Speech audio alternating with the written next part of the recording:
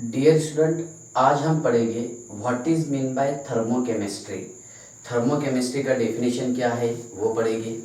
उसके बाद में एंथैल्पी ऑफ फॉर्मेशन क्या रहता, एंथैल्पी ऑफ कंबस्शन क्या है, ये हम डिटेल पढ़ेंगे।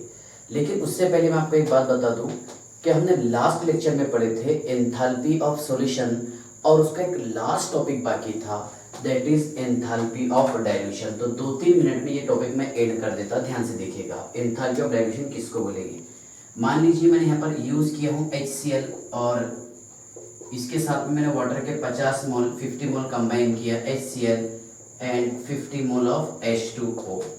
ओके, इसके लिए एनर्जी रिक्वायर्ड है delta H is equal to -73.26 kilo joule per mole, ठीक है ना, kilo joule per mole. Okay, और HCl प्लस वाटर लिए मैंने यहाँ पर इन्फिनाइट, पता नहीं हमारे कितने मोल यूज किए, तो इसमें तैयार होगा HCl infinite mole of H2O। Okay, so delta H is equal to -75.14 kilo joule per mole. Okay, तो ध्यान से देखिएगा कि यहाँ पर हमने एक कॉन्सेंट्रेशन को डाइल्यूट किया। कितना कॉन्सेंट्रेशन है? एक, ठीक है। और इसमें जो एंथैल्पी में चेंजेस आएगा उसको बोलेंगे हम एंथैल्पी ऑफ डाइल्यूशन। मतलब HCl को हम वाटर के 50 मोल लेकर के भी, मतलब 1 मोल मैंने HCl यूज किया तो यहाँ पर हमने वाटर के 50 मोल यूज किए तो भी हम डाइल्यूट कर सकते हैं, और इन्फिनाइट मोल लेकर के भी डाइल्यूट कर सकते हैं, ठीक है ना। तो ध्यान से देखिएगा, द एंथैल्पी चेंज, ओके,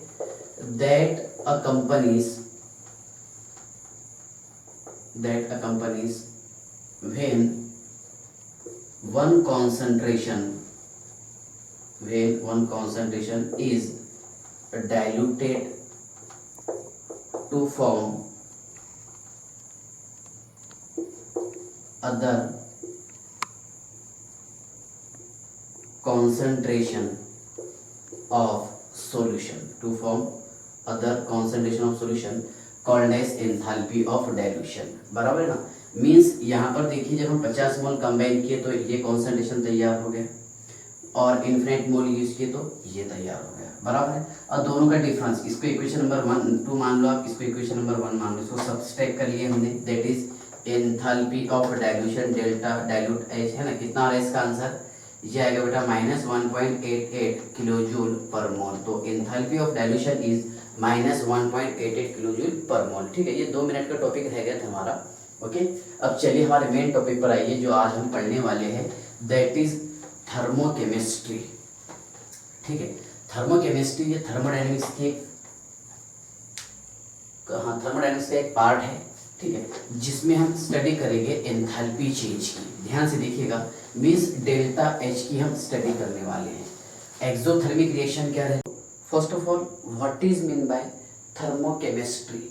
ध्यान से देखिएगा, थर्मोकेमिस्ट्री इसमें हम स्टडी करेंगे, है ना, स्टडी ऑफ एंथैल्पी चेंज। मतलब यहाँ पर हम स्टडी करेंगे डेल्टा H की। First of all, what is mean by enthalpy change means heat of reaction और enthalpy of reaction, that is delta H। Delta H क्या रहेगा? देखिए, एक फॉर्मूला है इसका, delta H is equal to sum of enthalpy of product minus sum of enthalpy of reactant. Okay, अब आगे हम शॉर्ट में ऐसे लिखेंगे, delta H is equal to H product minus H reactant. Okay, H क्या रहेगा? एंथैल्पी, ठीक है ना। अब ध्यान से देखिएगा, इसका और इसका डिफरेंस, ठीक है, मीन्स हीट ऑफ रिएक्शन में बी डिफाइंड एज, ठीक है, the difference between sum of enthalpy of product and the sum of enthalpy of reactant, called as, क्या बताएंगे इसे हम? बोलो, हीट ऑफ रिएक्शन और एंथैल्पी ऑफ रिएक्शन। यहाँ तक क्या आपको कोई डाउट है क्या? अब देखिए, यहाँ पर जो हमने डेल्टा H लिखे हैं delta H is equal to H of product minus enthalpy of reactant, और delta H is equal to HP minus HR। मान लीजिए यहाँ पर अगर प्रोडक्ट की एंथैल्पी रिएक्टेंट से ज़्यादा है, enthalpy of product is greater than enthalpy of reactant, so delta H क्या में आएगा बेटा आंसर? पॉजिटिव में आएगा। किस में आएगा? पॉजिटिव में, है ना। अगर डेल्टा H पॉजिटिव रहा तो उस रिएक्शन को बोलेंगे हम एंडोथर्मिक रिएक्शन। क्या बोलेंगे? Endothermic reaction. ध्यान से देखिएगा, एंडोथर्मिक रिएक्शन। ओके, मीन्स अगर यहाँ पर प्रोडक्ट का एंथैल्पी रिएक्टेंट से ज्यादा हो तो उस वक्त उसे हम, बराबर ना, प्रोडक्ट का एंथैल्पी ज्यादा हो किससे? रिएक्टेंट से, उस वक्त बोलेंगे इसको हम एंडोथर्मिक रिएक्शन।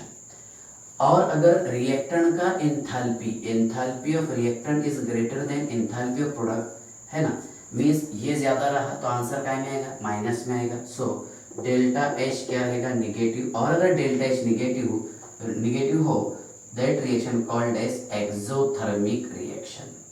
क्या रहेगा बेटा? बोलो, एक्सोथर्मिक रिएक्शन। ये ध्यान से देखना आपने, एंडोथर्मिक रिएक्शन और एक्सोथर्मिक रिएक्शन। अब एक्सोथर्मिक रिएक्शन किसको बोलते हैं हम? The reaction in which heat is evolve. ऐसा रिएक्शन जिसमें हीट इवॉल्व होता है उसे हम एक्सोथर्मिक रिएक्शन बोलेंगे। और एंडोथर्मिक रिएक्शन किसको बोलेंगे? The reaction in which heat is absorb called as endothermic reaction. तो ध्यान से देखिएगा, हीट इवॉल्व और हीट एब्जॉर्ब, ठीक है। द रिएक्शन इन विच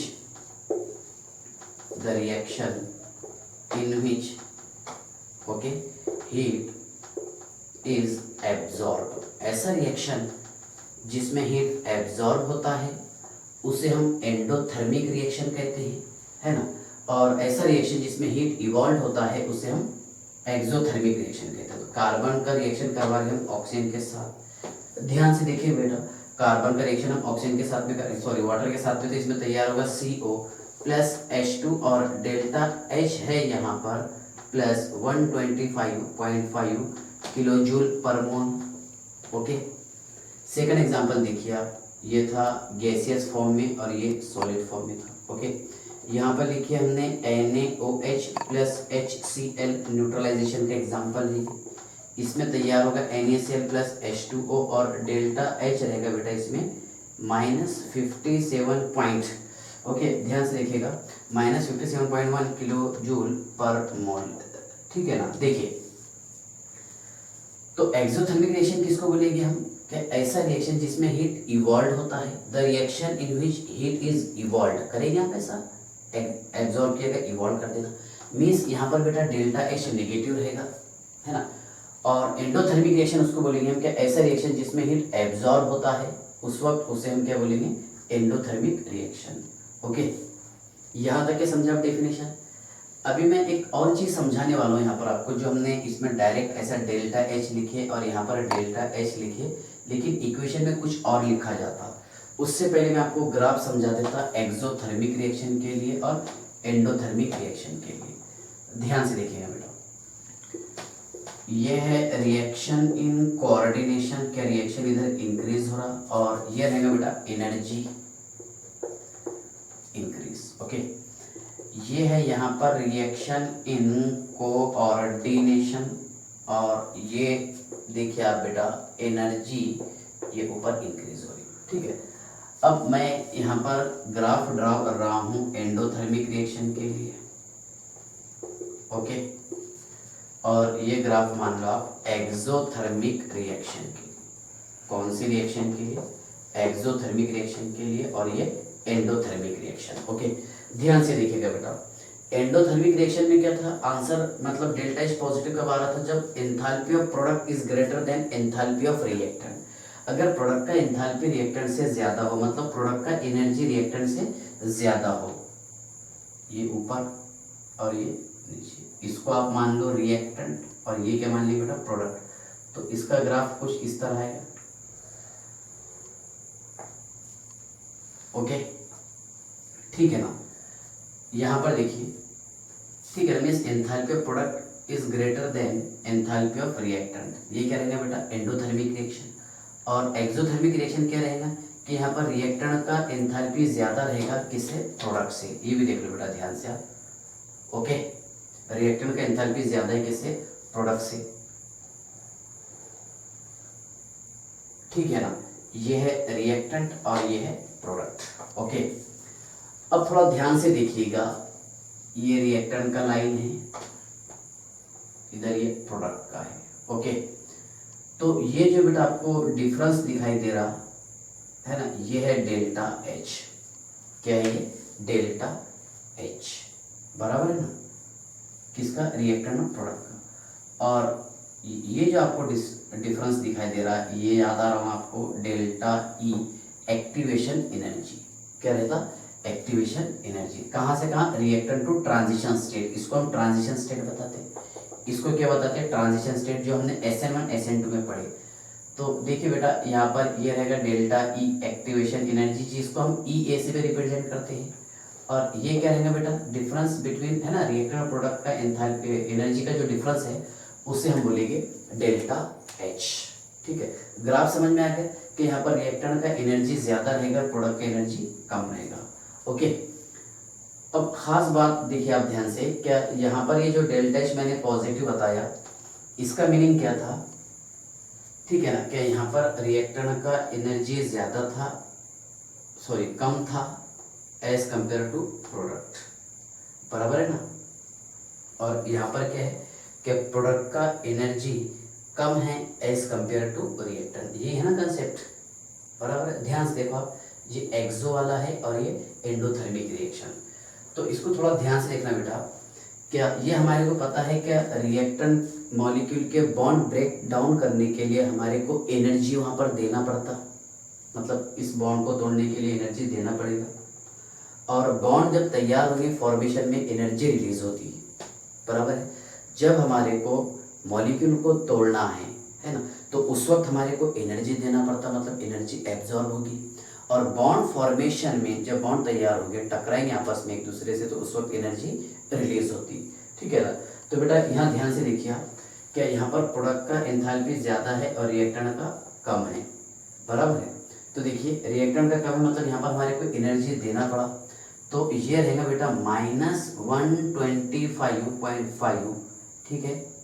कितना रहेगा, -125.5, ठीक है। जब ये माइनस रहेगा तो प्रोडक्ट का एंथैल्पी ज्यादा आ जाएगा, क्योंकि ये इधर आ जाएगा, बराबर, प्रोडक्ट माइनस रिएक्टेंट, ठीक है। मतलब यहाँ पर इतना एनर्जी एब्जॉर्ब होगा, कितना, 125.5, ओके। अब यहाँ पर देखिए इसमें क्या होगा, ये क्या बताया बेटा हमने यहाँ पे, ये माइनस बता दिए, है ना। तो ये रहेगा बेटा +57.1 किलोजूल पर मोल, ठीक है। मीन्स यहाँ पर क्या होगा, क्या इस रिएक्टर मॉलिक्यूल को ब्रेक डाउन करने के लिए यहाँ हमारे को इतनी एनर्जी देना पड़ेगा, बराबर है। और यहाँ पर ये इतनी एनर्जी रिलीज करेगा। डिफरेंस समझ में आएगा। देखिए इतना भी याद रख सकते हैं कि डेल्टा एच अगर नेगेटिव रहा तो ये पॉजिटिव हो जाएगा वैल्यू, और यहाँ पर डेल्टा एच पॉजिटिव रहा तो ये नेगेटिव हो जाएगा इक्वेशन में, ओके। तो बेटा ये था, क्या बोलो, एक्सोथर्मिक रिएक्शन और एंडोथर्मिक रिएक्शन, ये हमने उसका ग्राफ समझे, है ना। ये है हीट ऑफ रिएक्शन, है ना। हीट ऑफ रिएक्शन का फॉर्मूला, बस बेसिक फॉर्मूला याद रखना है आपको, क्या बोलो, प्रोडक्ट माइनस रिएक्टेंट, ठीक है ना। इसके बाद में हम समझते हैं कि हीट ऑफ फॉर्मेशन क्या है और हीट ऑफ कंबशन क्या है, ठीक है। ध्यान से देखिएगा, ये नोट किए क्या, चलिए देखिए, हीट ऑफ फॉर्मेशन,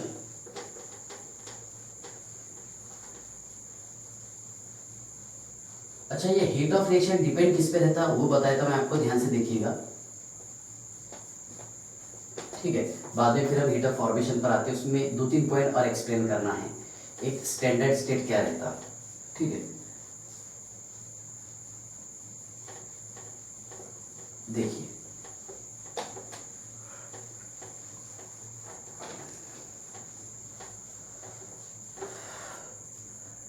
हाँ ध्यान से देखिएगा, factor affecting heat of reaction, note कीजिए आप, factor affecting heat of reaction, ध्यान से देखिए, फैक्टर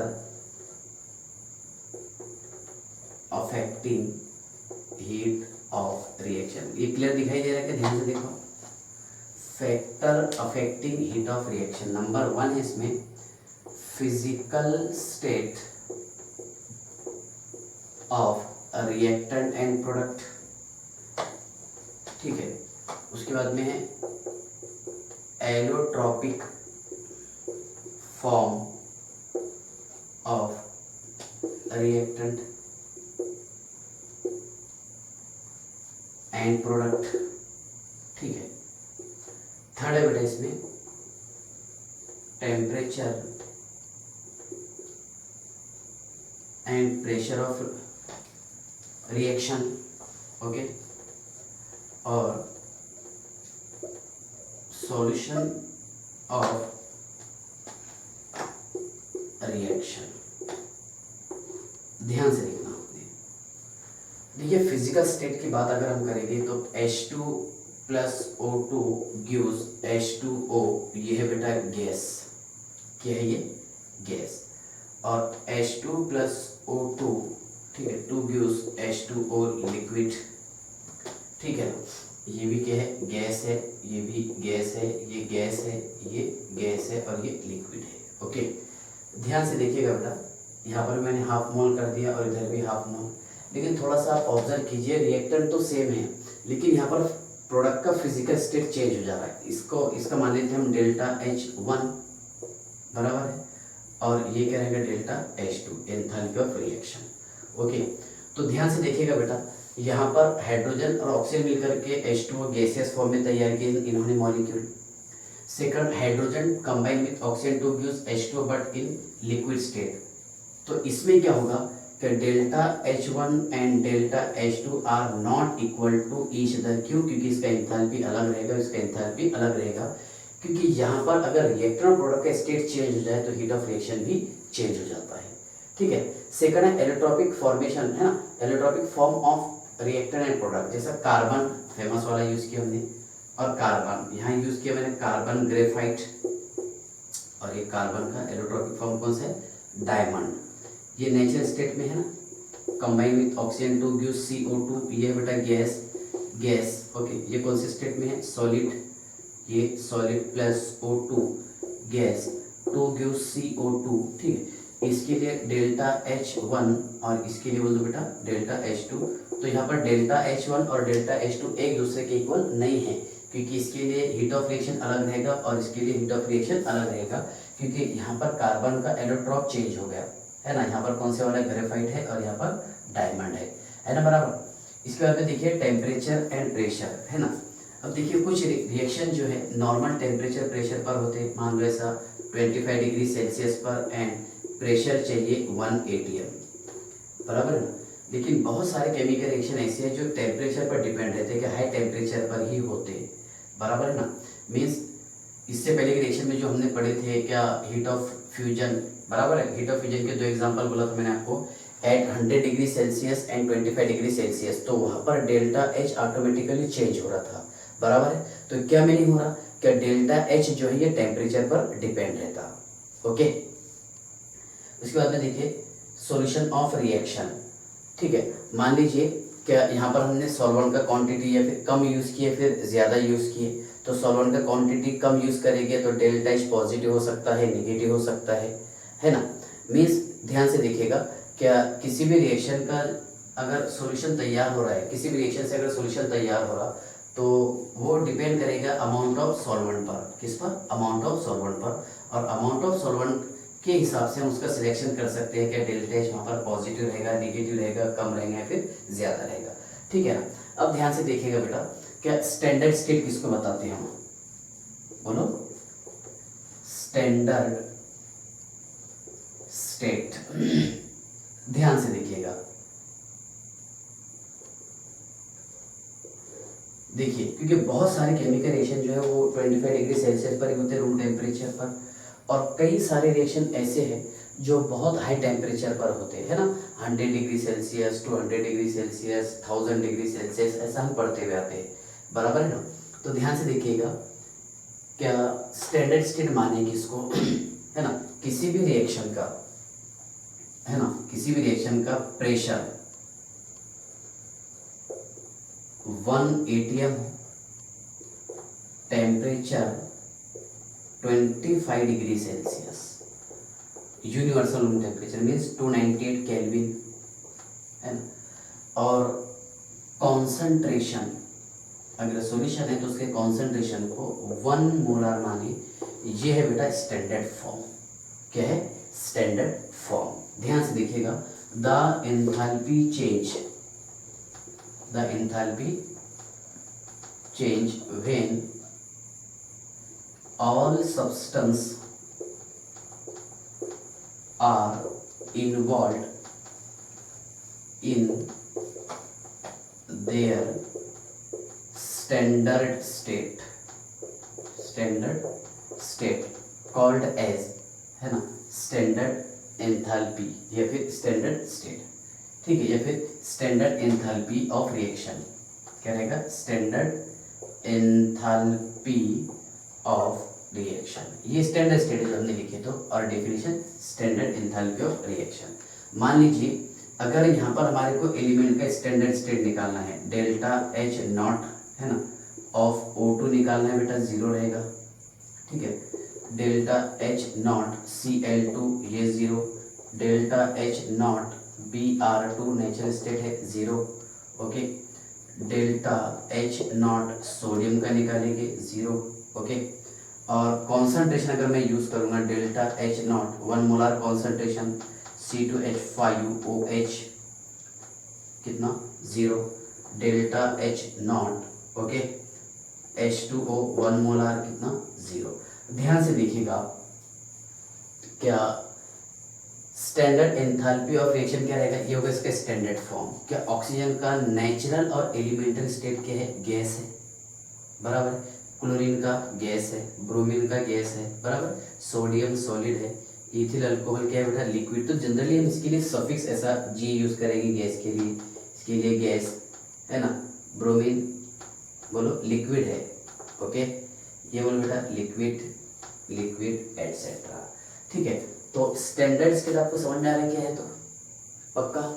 अब देखिए स्टैंडर्ड एंथैल्पी ऑफ फॉर्मेशन क्या है, ठीक है। और किसी भी रिएक्शन का स्टैंडर्ड एंथैल्पी ऑफ फॉर्मेशन ये स्टैंडर्ड एंथैल्पी ऑफ रिएक्शन के इक्वल रहता। कैसा आता? ध्यान से देखिएगा।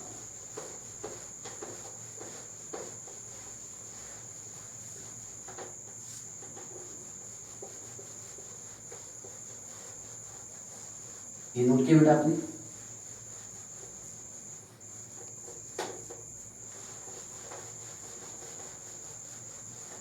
चलिए देखिए,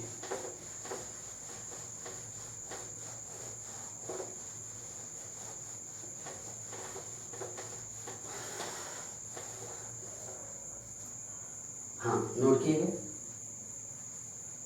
देखिए standard enthalpy of formation,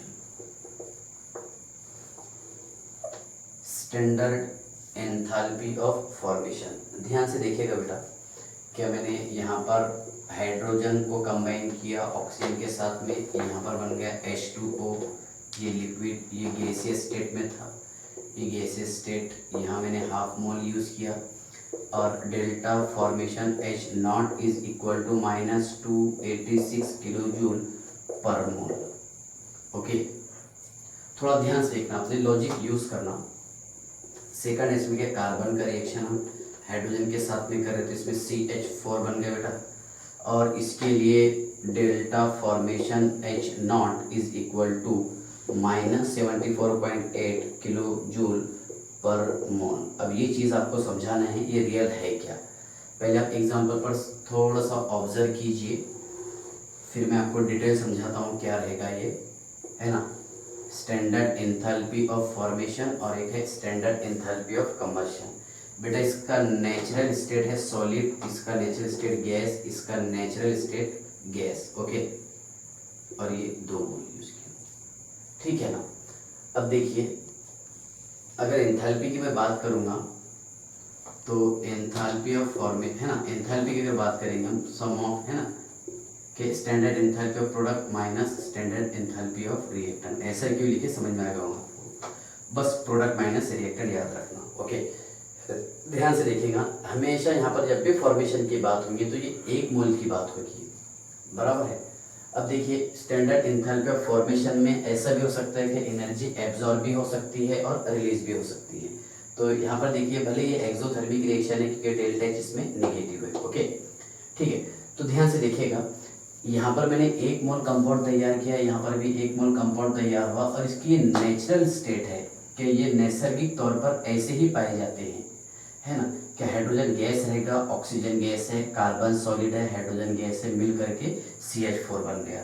okay, और इस समय जो एनर्जी रिक्वायर्ड हो रही उसको बोलेंगे हम स्टैंडर्ड एंथैल्पी ऑफ फॉर्मेशन। तो डेफिनेशन ध्यान से देखिएगा, the enthalpy change that accompanies, मैं आपको एक ही फ्लो में सारी डेफिनेशन समझा रहा हूँ। The enthalpy change that accompanies, है ना, व्हेन 1 मोल ऑफ कंपाउंड, कितने मोल बेटा compound, 1 mole, when 1 mole of compound is form, कितने मोल कंपाउंड तैयार हुआ, 1 mole, when 1 mole of compound is form from its element of, या फिर from its elemental और natural state, from its elemental और natural state. Okay, called as standard enthalpy of formation. मतलब nature में hydrogen gas रहता, oxygen gas है, और यहाँ पर बेटा तैयार होगा H2O लिक्विड, और ये हमारे को पता है डिपेंड है टेम्परेचर पर। ओके, ध्यान से देखिएगा, क्या enthalpy of formation is equal to the, ठीक है, कैसे लिखेंगे आप, enthalpy of formation is equal to the, बोलो, enthalpy of product minus enthalpy of reactant. Product क्या है बेटा, यहाँ पर H2O है, क्या है, H2O है ना, माइनस इसका एलिमेंटल और नेचुरल स्टेट के गैस है, माइनस 0, बराबर है, means enthalpy of formation of H0 is equal to the H2O। अगर आप इसका हीट ऑफ रिएक्शन निकालेंगे, delta H is equal to product minus reactant, H2O minus 0, कितना आ रहा है बेटा यहाँ पर, delta H is equal to H2O। So we can return as, है ना, heat of reaction is equal to the enthalpy of formation, या फिर standard heat of reaction is equal to the standard enthalpy of formation. ठीक है, मतलब यहाँ पर देखिए स्टैंडर्ड एंथैल्पी ऑफ फॉर्मेशन ही हीट ऑफ रिएक्शन देता है, ठीक है, लेकिन यहाँ पर हम हमेशा बात करेंगे कितने मोल की, 1 मोल की, ठीक है ना, ये समझ गए बेटा। इसका कैसा आएगा बोलो, जल्दी से बताओ, बोलो, delta formation H0 is equal to, ये है बेटा प्रोडक्ट CH4 और ये है रिएक्टेंट, क्या है ना, मतलब यहाँ पर इसका स्टैंडर्ड एंथैल्पी कितने, 0, ये भी 0 है। So delta FH0 is equal to CH4 और इसका heat of reaction delta H is equal to क्या रहेगा बेटा, CH4, है ना, same. So delta H is equal to delta formation H0, बराबर, मतलब किसी भी रिएक्शन का, ठीक है, किसी भी रिएक्शन का स्टैंडर्ड एंथैल्पी ही क्या रहता, स्टैंडर्ड एंथैल्पी ऑफ फॉर्मेशन, बराबर, फॉर्मेशन रिएक्शन के लिए, मतलब किसके लिए, स्टैंडर्ड एंथैल्पी ऑफ फॉर्मेशन के लिए। यहाँ तक क्या आप समझ गए। सेकंड पॉइंट देखिए आप ध्यान से, कि H2 + Cl2 2 gives, okay, 2 mole of HCl, और इसके लिए डेल्टा H रहेगा बेटा, ध्यान से देखो, -44 किलोजूल पर मोल, है ना, इतना एनर्जी रिलीज हो रहा। तो ध्यान से देखिएगा क्या delta H is equal to, बराबर है, delta H is equal to कितने मोल है, 2 मोल है, बराबर। अब यहाँ पर देखिए क्या डेल्टा H जो है 2 मोल के लिए कितना रह रहा, -44 किलोजूल पर मोल। अगर मैं यहाँ पर आपको एंथैल्पी ऑफ फॉर्मेशन बोला तो कैसे करेंगे आप, बोलो, standard enthalpy of formation is equal to, हाँ बोलो बेटा, 2 मोल ऑफ HCl, बराबर ना, means standard enthalpy of HCl, okay, -0, ठीक है, मतलब कितना हो जाएगा, ट्वाइस HCl, और ये काय की इक्वल है, डेल्टा H के। So delta H is equal to, बोलो, delta formation H0। So delta formation H not is equal to, ठीक है, यहाँ पर ये 2 मोल की बात कर रहे हैं, तो बोलो बेटा ये हो जाएगा -44/2, है ना, क्योंकि फॉर्मेशन में हमेशा हम 1 मोल की बात करते हैं, कितना आ जाएगा -22 किलो जूल पर मोल। क्यों, समझ में आ रहा है क्या? जब 2 मोल HCl तैयार करने के लिए इतना एनर्जी रिलीज होगा, एक कॉमन सेंस है, कितने 2 मोल है ना HCl तैयार करने के लिए एनर्जी इतना रिलीज हो रहा किलो जूल पर मोल, तो भाई 1 मोल के लिए कितना हो जाएगा, तो 1 मोल के लिए हो जाएगा -22 है ना किलो जूल पर मोल, कितना हो जाएगा -22 किलो जूल पर मोल। यहाँ तक क्या आपको समझ में आ गया? इसमें कोई डाउट है क्या? ओके, अब हेडिंग डालो बेटा छोटा सा यहाँ पर, क्या डालेंगे heading? Standard enthalpy of combustion. क्या डालेंगे? Standard enthalpy of combustion.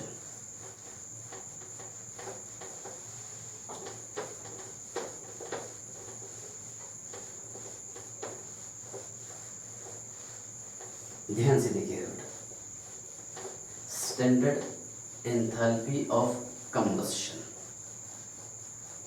है ना। अब जितने भी कंबस्शन रिएक्शन रहते वो सारे के सारे क्या रहते बेटा? Exothermic reaction. All combustion reaction are exothermic reaction, ठीक है ना। तो यहाँ पर एनर्जी रिलीज होकर एब्जॉर्ब होगी, रिलीज होगी, ठीक है। तो ध्यान से देखिएगा कि यहाँ मैं कार्बन मोनोऑक्साइड का रिएक्शन करवा रहा हूँ ऑक्सीजन के साथ में, इसमें तैयार हो जाएगा कार्बन डाइऑक्साइड, ये गैस है बेटा, ये भी गैस है, और यहाँ मैंने इसके हाफ मोल यूज़ किया।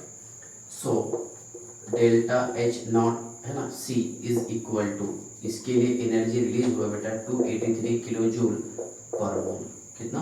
283 किलो जूल पर मोल।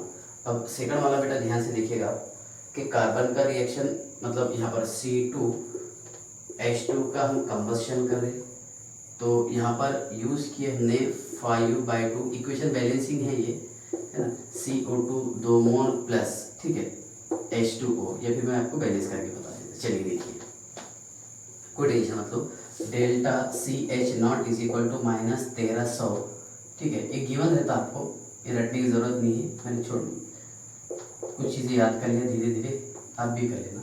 चलिए देखिए, हाँ, स्टैंडर्ड एंथैल्पी ऑफ कंबस्शन बेटा, यहाँ पर ये जो जिस कंपाउंड का हम कंबस्शन कर रहे हैं इसका एक ही मोल आपको यूज़ करना है। कितने मोल यूज़ करने? एक। जैसे यहाँ पर कार्बन मोनोऑक्साइड का कंबस्शन किया मैंने, तो हाफ मोल लेना पड़ेगा, तो बन गया कार्बन डाइऑक्साइड। यहाँ पर C2H2 इसका कंबस्शन करेंगे तो कार्बन डाइऑक्साइड और वाटर बन जाएगा बेटा। कितने कार्बन है यहाँ पर? 2 है। चलिए, H कितने थे यहाँ पर? 2, बैलेंस। ऑक्सीजन 4, 5, तो ये हो जाएगा बेटा 5/2, बराबर है, इक्वेशन बैलेंसिंग। और मेरा एक लेक्चर स्पेशल है इस पर, मतलब मोल कंसेप्ट में पहले लेक्चर में मैंने यही समझाया था, क्या हाइड्रोकार्बन का अगर हम कंबशन करेंगे, कंप्लीट कंबशन करने पर कार्बन डाइऑक्साइड और वाटर बनता है। बहुत सारे एग्जांपल लेके समझाया हूँ, ठीक है, देखिएगा, आइडियल कोचिंग क्लासेस अकोला, ठीक है, मोल कंसेप्ट 01। तो ध्यान से देखिए आप, स्टैंडर्ड एंथैल्पी ऑफ कंबस्शन, यहाँ पर कितने मोल का कंबस्शन हुआ? 1 मोल।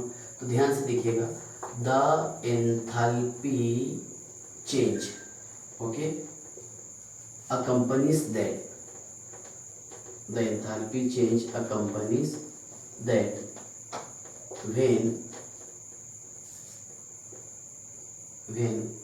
complete combustion of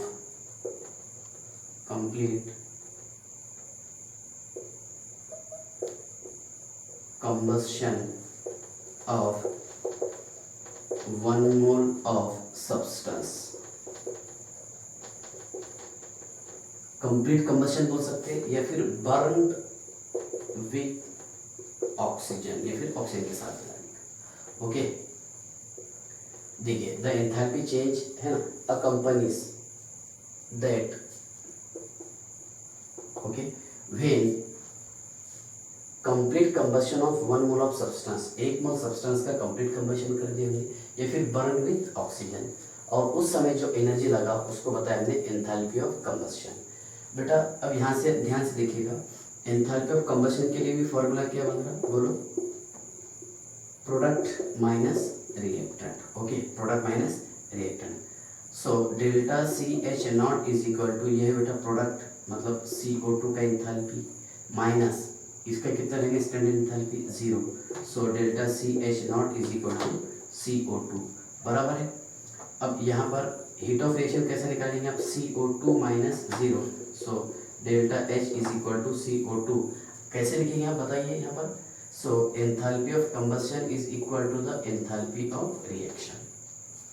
सेम ऐसा ही रहेगा यहाँ पर बेटा, ये क्या है, गैस है, ये गैस है, ये गैस है और ये लिक्विड है। Enthalpy of combustion is equal to the heat of reaction बराबर है। तो ये था बेटा स्टैंडर्ड एंथैल्पी ऑफ कंबशन, ठीक है ना। इसके बाद में हम एक छोटा सा टॉपिक ये भी पढ़ लेंगे, क्या कैलोरीफिक वैल्यूज क्या है, हीट ऑफ न्यूट्रलाइजेशन क्या रहता, ठीक है, 1 मोल इक्विवेलेंट कैसे यूज़ करेंगे वो बताऊंगा आपको, ठीक है। और इसके बाद में फिर एक इम्पॉर्टेंट टॉपिक आएगा दैट इज हेसेस लॉ, ठीक है। बाय।